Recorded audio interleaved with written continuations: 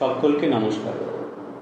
শুরু করি আমরা একটা প্রসিদ্ধ প্রার্থনা ও মন্ত্র দিয়ে, এবং তারপর আমরা দেখব এরকমই কোনো চেনা জানা মন্ত্র আমরা আগেও কি শুনেছি। মন্ত্রটি হচ্ছে সব্বে সত্তা ভবন্তু সুখিতত্তা। এটি একটি প্রসিদ্ধ বৌদ্ধ প্রার্থনা মন্ত্র, যার অর্থ সকল প্রাণী যেন সুখী হয়। বৌদ্ধ ধর্মের যে করুণা, যে প্রেম ও শান্তির ভাবনা, সেটি এই মন্ত্র দ্বারা খুব সুন্দরভাবে প্রকাশিত হয়। এবার আমরা দেখব এর সাথে একটি আমাদের চেনা জানা মন্ত্রের অদ্ভুত সাদৃশ্য। মন্ত্রটি কি? মন্ত্রটি হচ্ছে সর্বে ভবন্তু সুখিনঃ, সর্বে সন্তু নিরাময়াঃ, সর্বে ভদ্রাণি পশ্যন্তু, মা কশ্চিৎ দুঃখভাগ্ ভবেৎ। ওম শান্তি শান্তি শান্তি। বৃহদারণ্যক উপনিষদ থেকে নেওয়া এই মন্ত্রটির অর্থ যে সবাই যেন ভালো থাকে, সবাই যেন সুখী থাকে, সবাই যেন নীরব থাকে, এবং যেন কেউ কোনো কষ্ট না পায়। আজকে আমরা আলোচনা করব ভগবান শ্রী বুদ্ধদেবকে নিয়ে। তথাগত বুদ্ধের জন্মকাল যীশু খ্রিস্টের জন্মেরও প্রায় 500 বছর আগে, অর্থাৎ আজ থেকে প্রায় 2500 বছর আগেকার কথা। রাজার ছেলে বুদ্ধদেব। রাজার ছেলে রাজত্বের কাহিনী নয়, বীরত্বের কাহিনী নয়, রাজ্য জয়ের কাহিনীও নয়। আমরা দেখব রাজার ছেলে কিভাবে প্রেম, করুণা, শান্তির প্রচার করেছেন। রাজারা রাজ্য জয় করেন, তিনি জয় করলেন মানুষের মন। সকল মানুষের খবর জানতেন, সকল মানুষের মনের কথা বুঝতেন, সকল মানুষের মনের ভাষায় কথাও বলতে পারতেন। চলুন আজকে আমরা শুনি এরই জীবন কথা। হিমালয়ের কোলে নেপালের কপিলাবস্তু রাজ্য। রাজ্যের পাশ দিয়ে কুলকুল করে বয়ে গিয়েছে রোহিণী নদী। শাক্য বংশের রাজা শুদ্ধোধন সেখানে প্রজাদের সাথে সুখে রাজত্ব করেন। রাজার 2 রানী, বড় রানী মায়াদেবী আর ছোট রানী মহাপ্রজাপতি গৌতমী। তা একদিন মায়াবতী স্বপ্নে দেখলেন যে আকাশ থেকে নেমে আসছে সাদা ফুটফুটে ছোট্ট একটা হাতি। এই হাতিটি রানীর শরীরে মিলিয়ে গেল। রানী ধড়পড় করে জেগে উঠলেন, আর স্বপ্নের কথা শুনে রাজা ডাকলেন এক দৈবজ্ঞকে। দৈবজ্ঞরা জানালেন যে মহাপুরুষ শাক্য বংশে জন্ম নিতে চলেছে। এরই কিছুদিন পর বৈশাখী পূর্ণিমার দিন রানী কপিলাবস্তু থেকে কিছু দূরে দেবদহে তার বাপের বাড়ি যাচ্ছেন। পথে লুম্বিনী বাগান, আর সেখানে পূর্ণিমার চাঁদকে সাক্ষী রেখে জন্ম হলো সিদ্ধার্থের। কত লোক পুরনারী এসে দেখতে লাগলো কুমারকে। একদিন খুব নামকরা এক ত্রিকালজ্ঞ ঋষি অসিত দেখতে এলেন রাজকুমারকে। রাজা শুদ্ধোধন পাদঅর্ঘ্য দিয়ে তাকে বন্দনা করলেন। জটাভারে নত শীর্ণ দেহ জ্ঞান সমৃদ্ধ ঋষি শিশুকে কিছুক্ষণ দেখে অশ্রু বিগলিত হয়ে শিশুকে নত জানু হয়ে প্রণাম করলেন। এমন কাজ করাতে সবাই সেখানে বিস্মিত। ঋষি অসিত তখন বললেন, এই শিশু কোনো সাধারণ শিশু নয়, ইনি পৃথিবীর মানুষকে মুক্তি সন্ধান দেবেন। আর ঋষি শুদ্ধোধনকে বললেন, সিদ্ধ তব মনোরথ, সিদ্ধ মনোরথ, মানবের এতদিন ভক্তিপূর্ণ মন, রাখিও সিদ্ধার্থ নাম, পিতা শুদ্ধোধন। তার নামকরণ হল সিদ্ধার্থ। শিশুর জন্মের 7 দিন পরেই মায়াদেবী শরীর ত্যাগ করলেন, এবং বিমাতা মহাপ্রজাপতি গৌতমী মাতৃস্নেহে শিশুকে লালন পালন করতে লাগলেন। ধীরে ধীরে শিশু সিদ্ধার্থ বাড়তে লাগলো, বড় হতে লাগলো। শুরু হলো তার শিক্ষা জীবন। অন্যান্য বিভিন্ন রাজকুমারদের সাথেও তারও পড়া শুরু হলো। গৌতমীর ছত্রছায়ায় বড় হতে লাগলো, তাই তার আরেক নাম হলো গৌতম, সিদ্ধার্থ গৌতম। বালক সিদ্ধার্থের প্রখর বুদ্ধি আর আশ্চর্য স্মৃতিশক্তি দেখে সকলে অবাক হলেন। ছাত্রধর্ম হিসেবে কুমার রণবিদ্যায় যেমন কুশল হলেন, সেই সঙ্গে মৃগয়া প্রভৃতিতেও কৃতবিদ্য হলেন। কিছুদিন পর শাক্য রাজ্যের এক পুরানো উৎসবে সেজে উঠেছে পুরো রাজ্য। এটি হলকর্ষণ উৎসব। রোহিণী নদীর তীরে কর্ষণ ক্ষেত্র, সাজানো হয়েছে স্বর্ণহল, স্বর্ণশৃঙ্গ, বলির বধ। পুরো লক্ষ্মীরা এসেছে গ্রামের কৃষকেরা। রাজা স্বয়ং হলকর্ষণ করবেন। চারিদিকে বাদ্য, শঙ্খ, নৃত্য মহোৎসব। কিন্তু উৎসব ক্ষেত্র থেকে তিনি সরে গেলেন দূরে। অদূরে ছিল এক জাম গাছ। সিদ্ধার্থ সেই জাম গাছের তলায় বসে ভাবতে লাগলেন এই জীবের কথা, আর ভাবতে ভাবতে হয়ে গেলেন সংজ্ঞাহীন। এই জগতের পারে কোন সুদূরে তার মন চলে গেল। এদিকে উৎসব শেষে রাজা কুমারের অনুসন্ধান করতে করতে দেখলেন যেন পর্বত শিখরে আগুনের ন্যায়, তারকামণ্ডিত শশধরের ন্যায় ধ্যানস্থ কুমার তেজে দীপকল্প। তাকে দেখে তার পিতার সর্বশরীর যেন দগ্ধ হয়ে যাচ্ছে। রাজার তখন মনে পড়ল ঋষি অসিতের কথা আর দৈবজ্ঞের কথা। ঋষি অসিত বলেছিলেন এর মধ্যে সন্ন্যাসী হওয়ার প্রবল সম্ভাবনা রয়েছে। রাজা চিন্তিত হলেন। রাজা দেখলেন কুমারের দীপ্ত বৈরাগ্যের মূর্তি, আর ভাবলেন কি করে কুমারকে সংসারের বাঁধনে বাঁধা যায়। তাই রাজা কুমারের বিবাহের ব্যবস্থা করলেন। স্থির হলো দণ্ডপাণির কন্যা গোপার সঙ্গে তার পরিণয় হবে, কিন্তু প্রথা অনুযায়ী গোপার স্বয়ম্বর সভার আয়োজন করা দরকার। তাই হলো। আর সেই সভায় সিদ্ধার্থ নিজের শৌর্য বীর্যের পরিচয় দিলেন। সাক্ষ্য, দণ্ডপাণি হৃষ্টচিত্তে তখন কন্যা সমর্পণ করলেন। রাজা শুদ্ধোধনের আনন্দের সীমা নেই। পুত্রকে সুখী আর সংসারী করার জন্য পৃথিবীতে যা কিছু রমণীয়, পঞ্চেন্দ্রিয়ের কাছে যা কিছু নয়নান্দকর, সেই সবই ছড়িয়ে থাকতো কুমারের চারিদিকে। আকণ্ঠ ভোগের মধ্যেও কিন্তু কুমারের কোনো তৃপ্তি ছিল না। অন্তরের বৈরাগ্য অজ্ঞাতসারে কুমারকে করে তুলত উদাস। ধীরে ধীরে এরকম ভাবেই 10টি বছর কেটে গেল। ইতিমধ্যে সিদ্ধার্থর একটি সন্তান হলো। তার নাম রাখা হলো রাহুল।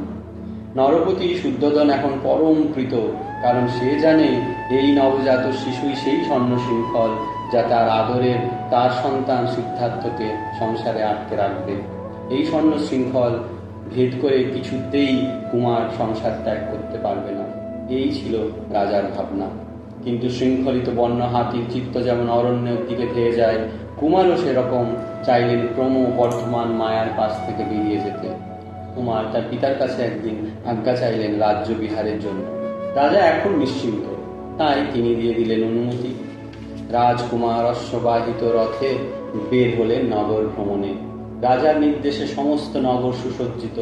নগরবাসীদের উপর নির্দেশ এমন কোনো দৃশ্য যেন কুমারের চোখে না পড়ে, যাতে কুমারের সংসারের উপর কোনো বিতৃষ্ণা আসে।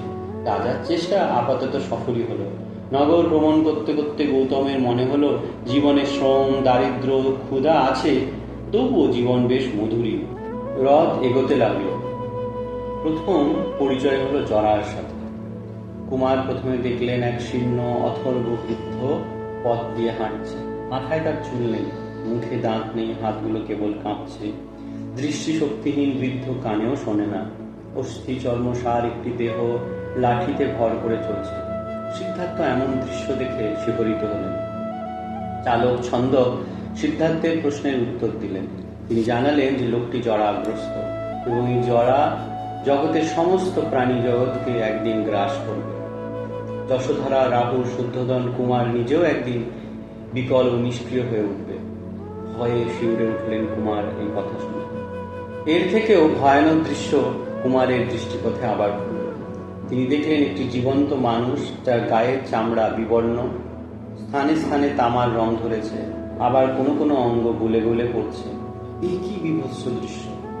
সাধারণ মানুষ ঘৃণায় দূরে সরে যায়। কুমার করুণায় আর্দ্র হয়ে ছন্দককে প্রশ্ন করলেন, ছন্দক, এ কি? ছন্দক উত্তর দিলেন, লোকটি কুষ্ঠরোগী, আর এটির নাম ব্যাধি। পরিচয় হলো ত্রিবিধ দুঃখের দ্বিতীয় দুঃখের সাথে, যেটি হলো রোগ বা ব্যাধি। সুন্দর সুপুষ্ট শরীরে কেমন করে ব্যাধি আসে কেউ জানে না। শরীর ধারণ করলে এই ব্যাধি আসবেই। নিরোগ মানুষ জগতে বিরল। সিদ্ধার্থ হয়ে উঠলেন আতঙ্কিত। মানুষের এত ঐশ্বর্য, এত সম্পদ, সবই ব্যাধির জন্য নষ্ট হয়ে যাবে। মানুষ ভোগ করতে পারবে না, তাহলে তাহলে কি প্রয়োজন এসবের? এর পরের দৃশ্য আরো ভয়ঙ্কর, আর সিদ্ধার্থ হলেন আরো হতভাগ। সিদ্ধার্থ দেখলেন জীবনের স্পন্দনহীন মানুষের এক মৃতদেহ। এই প্রথম তিনি কোনো মৃতদেহ দেখলেন।